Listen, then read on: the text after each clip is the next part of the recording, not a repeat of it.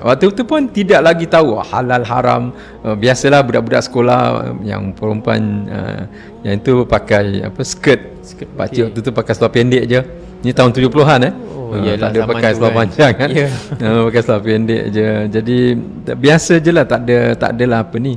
Hanya penekanan dia kerana kita bukan saja orang Islam, dia orang Melayu, Cina semua ada. Jadi in terms of the hubungan pergaulan tu macam biasalah. Macam biasa. Jadi dia tak adalah sangat waktu semayang kena pergi semayang, dia tak ada. Jadi penekanan bab semayang, bab tu tak adalah. Dia pergi sekolah je lah, pergi belajar, pergi jadi seorang warga negara yang baik. Jadi macam kalau dekat sekolah menengah tu dia ada times, dan kita dibenarkan untuk ada persatuan agama Islam.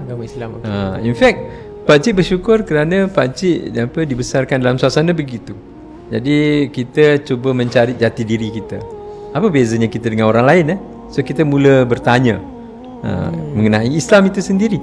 Dan bila in fact masa umur pakcik 16 tahun, pakcik mula dalam satu program persatuan Islam kita. Dia buat satu sesi ceramah di mana kita panggil seorang ustaz. Dia membincangkan tentang surah Wal Asri. Kalau pakcik bolehlah katakan itulah titik perubahan kehidupan pakcik. Mendengar surah Wal Asri itu dan bagaimana dia menyampaikannya. Semua manusia rugi kecuali satu golongan yang ada 4 sifat ini. Dan pakcik waktu itu berazam dan berjanji pada diri pakcik tak nak jadi orang yang rugi itu. So kalau pakcik tak nak jadi orang yang rugi itu, pakcik mesti jadi orang yang beriman. Bukan saja beriman, percaya, tapi beramal, buat. Waktu itulah mula start belajar semayang, jaga semayang. Alhamdulillah lah dekat sekolah tu pun ada surau.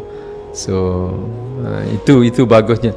Satu bagusnya di sekolah macam tu, bila kita bercakap tentang agama, diorang tak question kita. Pakcik tengok sekolah-sekolah kawan-kawan pakcik yang sekolah kebangsaan, sekolah menengah ni, bila cakap pasal agama, diorang lagi, kau ni ikut mana ni? Tapi dekat sekolah kita, bila kita cakap nak buat sesuatu projek atau program Islam, diorang tak soal. Jadi mudah untuk kita buat program.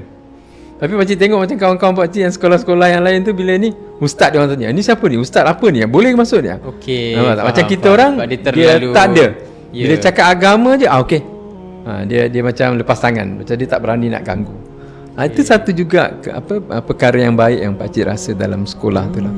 Tapi sekolah, being sekolah, di mana pun kita berada,